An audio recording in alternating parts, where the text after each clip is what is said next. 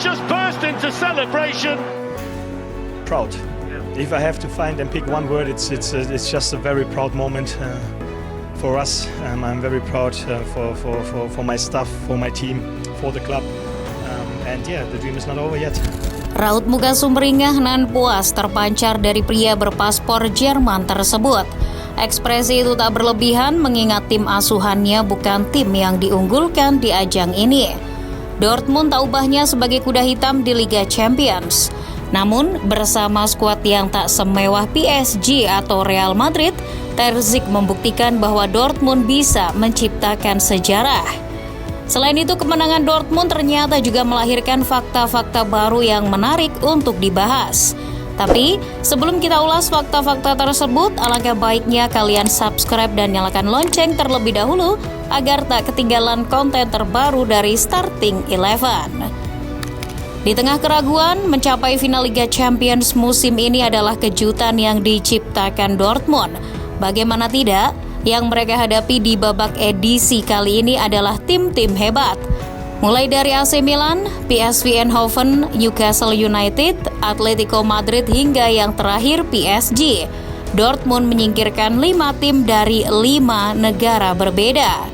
Ini jadi final pertama setelah 11 tahun yang lalu. Terakhir kali Dortmund ke final Liga Champions adalah pada musim 2012-2013. Kala itu, All German Final tercipta. Bayern Munchen jadi lawan Dortmund di Wembley Stadium. Sayang, Dortmund yang kala itu masih ditukangi oleh Jurgen Klopp takluk 1-2 dari Munchen.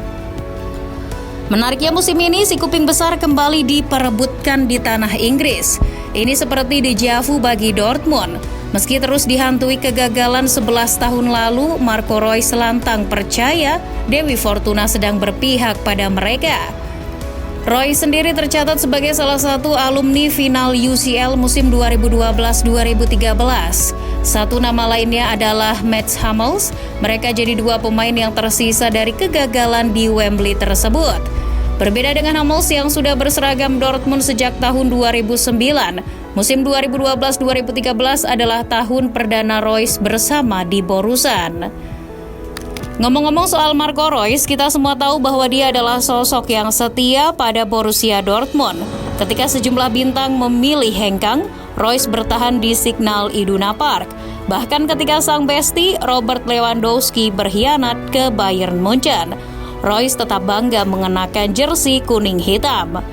Peluang mendapat gaji selangit dan meraih gelar juara lebih banyak seakan diabaikan begitu saja oleh Marco Reus. Siapapun yang datang, entah itu Manchester United atau Bayern Munchen sekalipun, ia tetap teguh pada pendirian. Tak mengherankan jika kesetiaan yang ditunjukkan Reus membuat penggemar Dortmund sangat mencintainya. Nah, setelah mengabdi hampir 12 tahun lamanya, akhirnya kisah cinta Marco Reus dan Borussia Dortmund telah mencapai episode terakhir. Reus memutuskan akan hengkang pada akhir musim ini. Kepergian Reus jelas menjadi momen emosional, baik bagi sang pemain ataupun Dortmund yang selama ini jadi rumah kedua. Di musim terakhirnya ini, Reus yang sudah berusia 34 tahun berambisi untuk mengakhiri musim dengan manis. Salah satu cara yang ditempuh adalah mengantarkan Dortmund juara Liga Champions. Membawa pulang si kuping besar bakal jadi kado perpisahan yang sempurna dari Reus untuk klub kesayangannya itu. Ketika sebagian besar penikmat sepak bola mengira Real Madrid yang akan kembali menjuarai turnamen ini, ada segelintir orang yang berharap bisa melihat Reus mengangkat trofi UCL musim ini. Tentu kita semua suka dengan kisah-kisah dongeng dalam sepak bola. Akan menarik jika pada akhirnya Reus yang tak terlibat dalam gelar Bundesliga terakhir justru mengantarkan tim yang amat dicintainya itu juara Liga Champions. Harapan yang sama juga tersemat di kepala Edin Terzic. Selain dapat memperbaiki CV-nya, melihat Borussia Dortmund kembali menjuarai Liga Champions musim ini adalah impian sang pelatih. Itu karena dibalik profesionalitasnya sebagai pelatih Dortmund, Terzic ternyata seorang The Yellow Wall sejak kecil. Dari sekian banyaknya fans, Terzic salah satu yang berhasil mewujudkan mimpi untuk bekerja di Dortmund. Terzic sendiri adalah mantan pesepak bola profesional. Sayang, kesempatan untuk membela tim idolanya itu tak pernah datang hingga dirinya pensiun pada tahun 2013 silam. Satu-satunya tawaran yang datang adalah sebagai staf scouting pada tahun 2010. Kesempatan itu pun tak disia-siakan oleh Ter Ziek. Ia sudah menjadi scouting Dortmund meski masih aktif sebagai pesepak bola. Double job tak apalah, yang penting bisa kerja di Dortmund. Begitu kira-kira batin Ter Ziek. Maka dari itu kalau dipikir-pikir, pria yang kini berusia 41 tahun tersebut bisa dibilang alumni final Liga Champions 2012-2013 juga. Bedanya, Ter Ziek tak hadir sebagai pelatih atau pemain, melainkan sebagai staf tim scouting. Jalan hidup memang tak ada yang tahu ya. Dulu cuma fans, kini membawa Dortmund ke partai puncak Liga Champions. Selain Edin Terzic dan Marco Reus, jangan lupakan peran Manchester United yang meminjamkan Jadon Sancho pada musim dingin kemarin. Sancho yang sempat uring-uringan di Manchester bak menemukan sentuhan terbaiknya lagi di Jerman. Jadon Sancho kerap terlibat dalam permainan apik Dortmund. Tak jarang ia juga jadi sosok paling berpengaruh saat tim sedang menghadapi pertandingan-pertandingan penting. Dribbling dan tusukan-tusukannya sangat merepotkan pertahanan lawan. Sancho bahkan sempat mencatatkan 11 dribble sukses dalam satu laga di semifinal leg pertama melawan PSG. Catatan tersebut kabarnya yang terbanyak di UCL musim ini.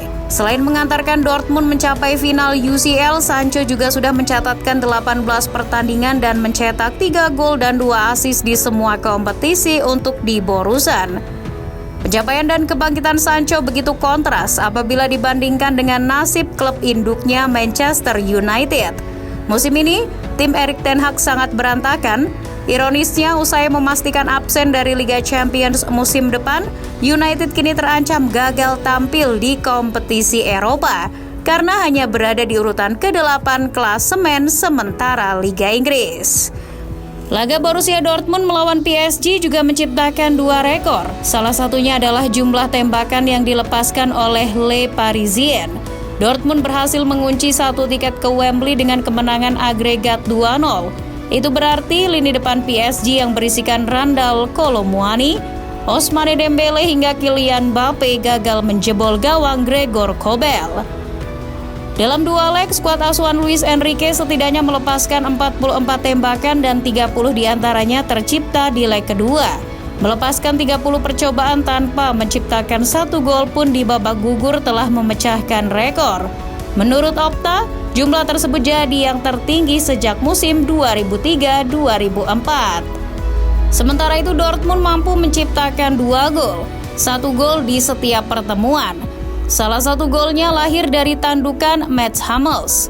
Menariknya, mengutip cuitan Opta, mantan pemain Bayern Munchen itu jadi pemain Jerman tertua yang mencetak gol di fase gugur Liga Champions. Ia menjebol gawang Gianluigi Donnarumma di usia 35 tahun lebih 143 hari.